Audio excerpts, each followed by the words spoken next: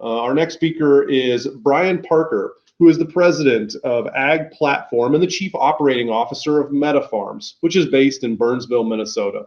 I'm sure everyone is familiar with MetaFarms. They've long been a leader in our industry in data management and helped to provide producers the information they need to make good decisions. Brian's here today to talk to us about the evolution versus revolution of the swine tech ecosystem. So without further ado, let's bring Brian up here to the main stage. And Brian, the floor is yours for the presentation. All right, Dr. Johnson, thank you very much. Can you hear me okay? I hear you great. Perfect. And you can see the slide? Slides are up and we are ready to roll. All right. Well, I appreciate it. And it looks like we have a really good audience kind of across the globe. Something that's always very exciting to talk about. You know, this is a topic that is certainly near and dear to me. I've spent the majority of my career really kind of focusing on figuring out how do you use technology to solve, business challenges. And so today I thought I'd kind of take a little bit of a look back, is looking at from a evolutionary standpoint versus revolutionary in the time swine tech ecosystem, really where the industry is currently at today, and really the approach that MetaFarms is taking to really kind of start bridging that gap from the evolution phase over to the revolutionary side. And so, like I said, I know that we've got some time at the end of this presentation for questions, but again, I encourage you to type in as many questions as possible, and we'll make sure that we get them all answered for you. So it's kind of interesting. This is a pre-COVID picture of a portion of our staff, and the portion on the upper right-hand corner is one of our teams, and we like to always give back to the community. And one of the things that we like to do on an annual basis is donate a couple of days to Habitat for Humanity and help build the house. And one thing that we certainly have realized is that we are much better at building technology than homes. But with that, we believe that the house is still standing, so we'll count that as a success. But really on the left-hand side, it is just kind of laying out the solutions that MetaFarms currently has in place today. And really, the point on this is these are what I can consider the fundamentals that make not only the evolutionary process possible, but really kind of help set the stage for how do we move into that revolutionary aspect of it. And so, we're not just a one app data silo company. We really think of ourselves as really the hub of all production information. And so just helping kind of set the baseline of that one. You see the level of inventory that we hold. On the sow side, we got roughly access to about 2.3 million active sows. On the finish component of it, grow finish, we track about 30,000 weekly group movements. That really results in roughly 40 million annual marketed pigs as well. And then really looking at the feed component of it, tracking 23,000 weekly feed deliveries. And so really kind of why this is important, we'll touch upon in a little bit, because really data does matter as you're starting to look at that analytical aspect of it. Then really on that far left-hand side is our insights program. This is really get into more of you got all this data, now how do you visualize it, and how do you begin doing analytics on it? So that's our analytics solution. So obviously a lot of tech buzzwords here that are going on, and a lot of these components are being used in other industries, and really the pork industry is really just starting to scratch the surface on a lot of these. And I often get asked the question of, well, why isn't the pork industry further along? And really my simple answer to this is it's complicated. And then my follow-up question is, how much time do you have that you want to talk about it? Because there are so many various aspects to all these technologies, and they are complicated. And we do live in an environment that is challenging to get past some of those challenges. And quite frankly, up until fairly recently, the industry has been a little adverse to rapidly deploying technologies. For perfect examples, that is, a few years ago we were at World Pork Expo. We're standing there with all of our mobile devices. A young kid walks up with his dad, pig farmers, and instantly the kid grabs a tablet and starts playing with it, right? And we start talking about how do you deploy that technology in a barn, and and all of a sudden a little bit of an argument ensued between the dad and the kid, going, well, there's no way we're allowing those devices in our barns. And the kid's like, well, yeah, this is what we have to do. We have to move from a paper process into more of an electronic process. And luckily for us, and really the industry in general, is the kid kind of won out on that conversation, and they ended up deploying a lot of that technology in the barn. And it's been really, really kind of cool to see, because over the last 3-4 years, we're starting to see this as regular adoption in a lot of these barns. So we really are kind of starting to fast track the deployment of some of these good technologies that really, have back end meaning and back end value when you really look at it. And so really the evolution process, this is kind of how I look at it, right? Is you got to get your core fundamentals right. And the core fundamentals are really the platform that you're going to be able to report on, to analyze, to really provide all that information. And so, if you don't get your core fundamentals right, everything else is going to be an absolute scramble. And so this is where MetaFarm just spent, many, many years really trying to work with the industry, work with the producers to figure out, what are you trying to track, what's important to you, and putting those programs in place. The next phase of that really is about data. How do you get the data into the system on a absolute, streamlined process as possible? If it's not streamlined, how do you get it in there as quick as possible? Obviously, kind of where the evolution has come from is a lot of people have been writing stuff down on paper, sending it to the office, they type it into a system. That data could be easily be 2 to 3 weeks late.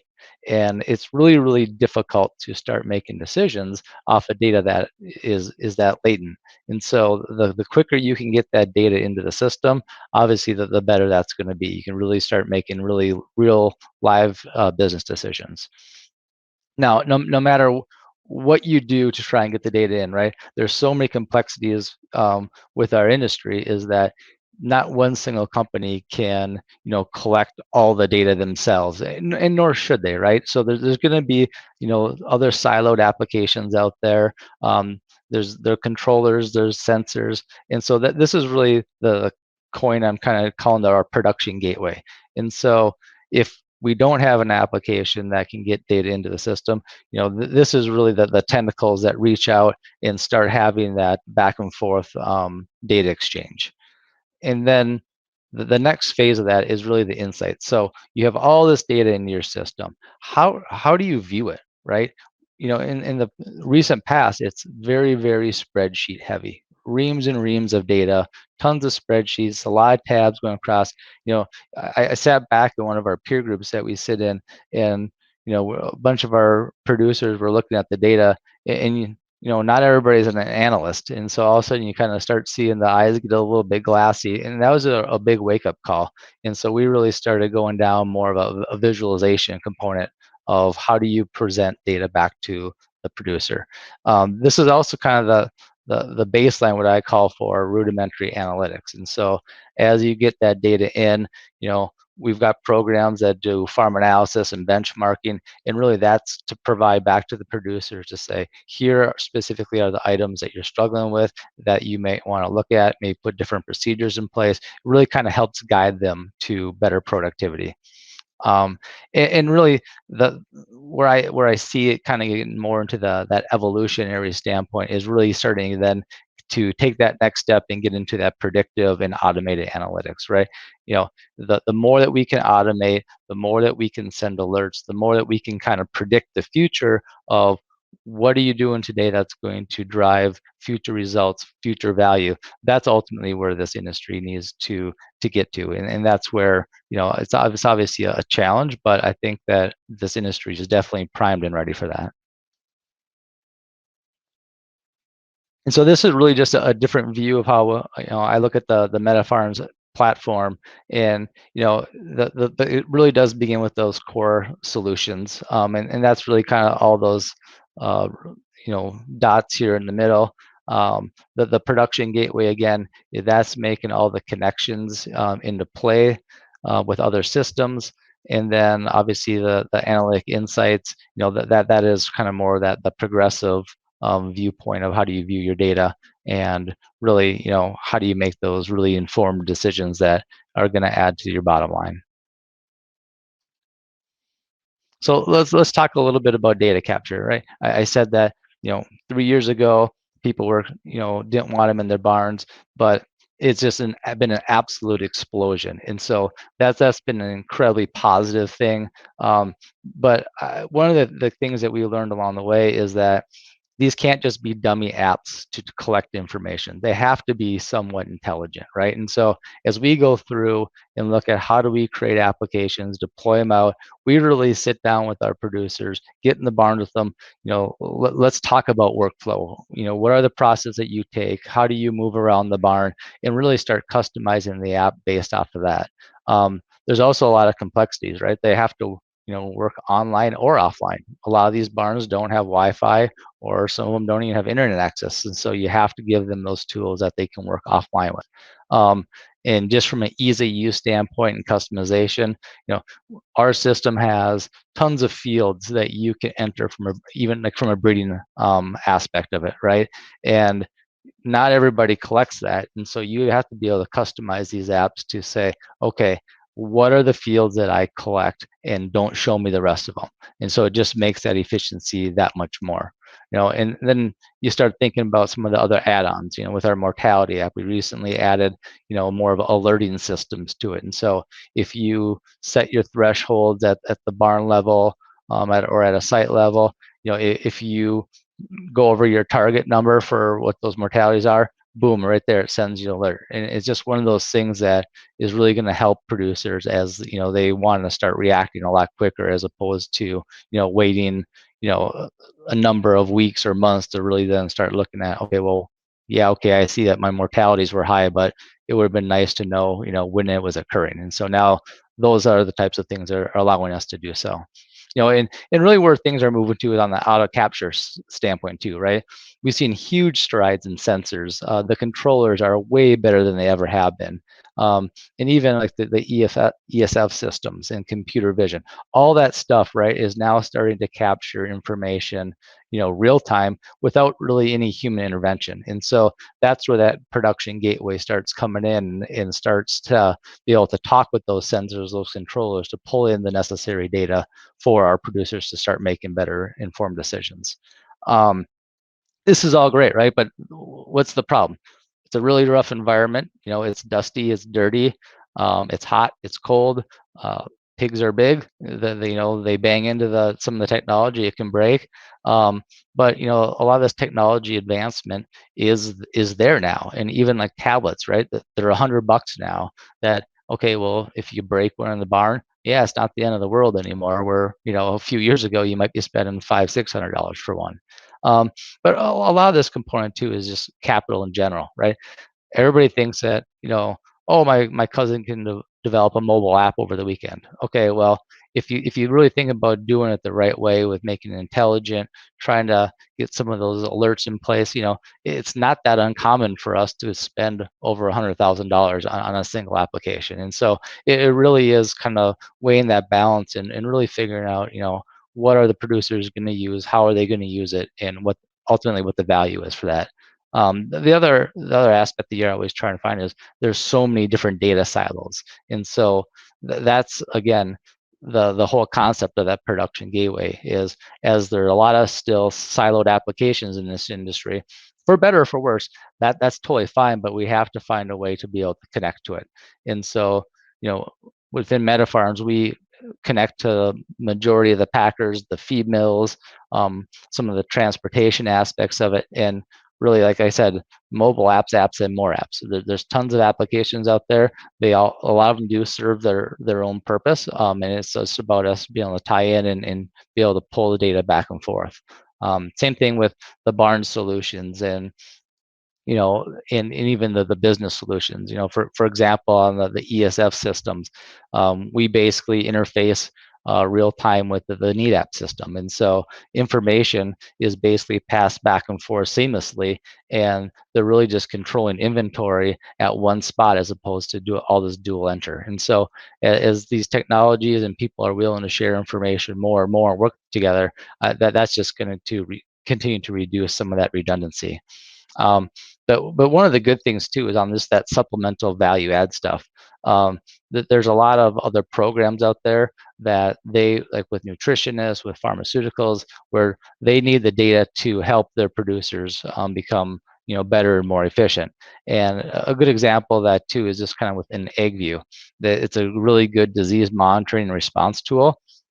But what do they need to run it, right? They need data, and so we can supply them with premise IDs, sites, barns, movement of pigs, and really let them specialize in an industry-wide initiative. And really, all that is really the kind of the passing of data. And so that's some of that supplemental value that you continue to be able to add as you're starting to collect more of that information. And then really just looking at the business solutions, right? The accounting and the finance, the ERP systems, in my opinion, right? There's really, really good accounting systems already out there with Business Central, SAP, NetSuite, right? Even QuickBooks. There's really well-established accounting systems. So why would you build a production management system right within an accounting system? It doesn't really make a whole lot of sense to me. It's let's just make sure that those things act seamlessly back and forth, and really serve the better good. Just touching a little bit upon our analytic insights. And so, like I said, a lot of information in the past was captured and reported on via spreadsheets. And just within the MetaFarm system, I went through and did an inventory, and we had over 300 reports that kicked out in Excel. And so we really started challenging ourselves is, okay, well, how are people using these reports, and how can we do a much better job of bringing all this information in and synthesize it in a way that really makes sense to our producers? And really what we've learned is that everybody wants to see things a little bit different than the other person, right? Like the head of production isn't going to want to see something like the service tech wants to see. The owner is going to want to have their own unique dashboards. And so our challenge was really to figure out, how do you leverage all that data that you're capturing now in real time, whether it's through the automatic pulls with sensors or it's through that mobile application, and how do you show that visualization for people to really start making those real-time decisions? And really it kind of comes down to one source of truth, right? Is they don't want to go pull a whole bunch of information from one system, go pull information from another system, dump it all into a spreadsheet, and then try and make sense of it, right? It's kind of that your one-stop shop for, all right, this is what I want to see. But it has to also be very practical. And so one of the practical examples that I have with this one is we were working with one of our customers, and they were having some mortality issues. And it was a large system, and they were having trouble tracking, which groups were struggling, which sites were struggling, and where in the phase were they struggling. And so we worked with them on this dashboard and allowed them to enter in what are their predicted or their tolerance levels for mortality at each age of the pig. And so we created a dashboard for them that basically showed all these little dots here, and this is kind of one of them on the bottom right there, about, okay, these are the ages of the pigs, this is your threshold for mortalities at this side, and each of those dots then represented a group. So they could see early on whether some of those early groups were struggling, and lo and behold, that's where a lot of the struggles were, right? And if you don't get in front of those groups right away, obviously the longer they go on, the less chance you have to make some of those corrective actions or intervention components. And so it was really, really cool to see over a period of time, just looking at a single chart of how those mortalities at those early stage levels all of a sudden just completely got shrunk, because they were able to really go send their vet out there, let's start acting right now. And so that's some of the benefit stuff that we've really seen from our our insights program. And so it really kind of comes down a little bit as you start moving into more of that predictive analytics. I always think of the past doesn't necessarily dictate the future, but it really does provide a good baseline. And so you need to have a really good set of data if you're going to start getting into some of the more advanced analytics and predictive analytics as well. And so just kind of looking at our system, just over the course of a number of years, we got records on 14 million sows, 322 million piglets within our system. We've started 337 million pigs and 9 million feed deliveries and 330 million carcasses. We've got all that detail now in our data warehouse, and so that's starting to set that stage of how do we get from just some kind of what I'll call core basic analytics to that next revolutionary aspect of getting into the machine learning and that type of stuff. And so, like Dr. Johnson said, we're ready for that revolution, and I think we're right at that tipping point, and that's what's super exciting to me. But as we start exploring these opportunities and looking at predictive intelligence, one of the things that you always have to keep in mind is that what is the practical application of what you're trying to solve, right? If you think that you're just going to dump all this data into a machine and all of a sudden this magic formula is going to spit out, that's not necessarily how it works. And so you really have to figure out what are you trying to solve, and then you have to ask the question is, okay, well, how do I train that model, right? And a good example of that is even this kind of with cameras. There's a bunch of cameras out there that kind of can weigh pigs and track pigs and the movements, and I simply ask the question of, well, does it automatically pick up the pig and it knows exactly what pig it is, or do you have to train that model to say, okay, this is sow 1, 2, 3, this is sow 4, 5, 6, right? And so that's where some of these models do need to be trained. And then the question is, how do you train it? Another thing to really think in mind is what you're trying to do repeatable? And I would say that's a really big question, because if it isn't repeatable, then you have to really think about, well, how much time and what is that value going to be if it isn't, and what are those certain variations to it? And so, my closing comments on this one is that, you have to really level set on what your expectations are, because if you're going to try and conquer the world right from the beginning, two things are probably going to happen, and it's going to get very expensive, and there's a very high likelihood that you're going to fail. And so I would just say, kind of take that approach to it, maybe try and solve one problem, and then start expanding out as we go. And so really kind of my closing slide here is, that evolution versus the revolution, right? You see the steps here. I firmly believe that we're kind of in that insights evolution standpoint, really kind of with getting a bunch of data together, getting the visualizations, because those visualization tools have really come a long way. But we're really kind of at that cusp of predicted and automated analytics, and to me that's really exciting, because that, to me, if you can do that right, the value that you're going to be able to add back to the producers is going to be absolutely huge. So with that, I'd like to stop there and open up the conversations. Thank you very much, Brian. Using technology to solve business problems. It certainly sounds like a wonderful opportunity for the pig industry. Let's go ahead and move over here to the big screen and see what the audience has got for us in terms of questions. One of the general questions we've been getting is, will these videos continue to be posted? Will these videos be available after the event? And yes, these videos will be available through the SwineTalks YouTube page. So you will be able to view these later on. As you think of things, as you're chatting with your colleagues, you can pull this up, you can show them the videos, direct them to them with a link, they'll be up there. One of the questions we've gotten up here, Brian, is from an esteemed member of our audience, Dr. Butch Baker. Dr. Baker has certainly led many technology innovations throughout the years in the swine industry.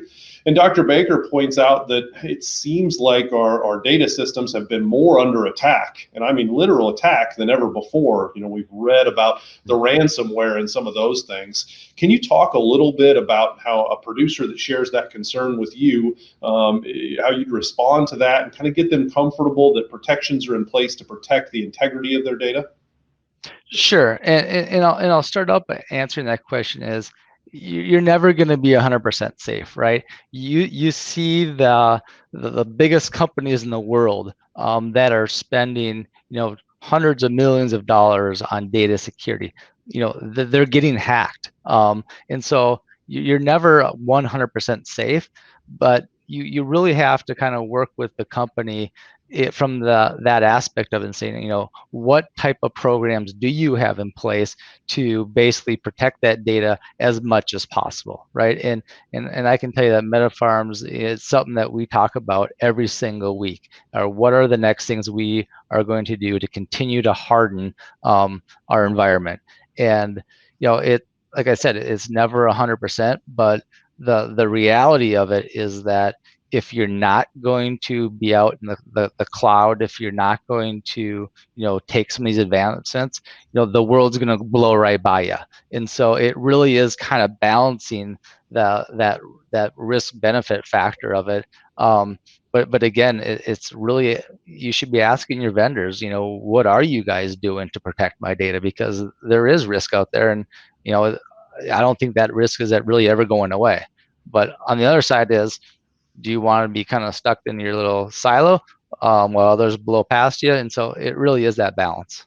Well, and you've got to have that transparency to connect with a program like an AgView, something that could absolutely be game changing for the industry if we do have a disease outbreak that we need to manage. Can you talk a little bit about where you're at with that connection to AgView, or what your guys' plans are to help facilitate all your movement records and all the information you have in the Internet of Pigs already within your data warehouse?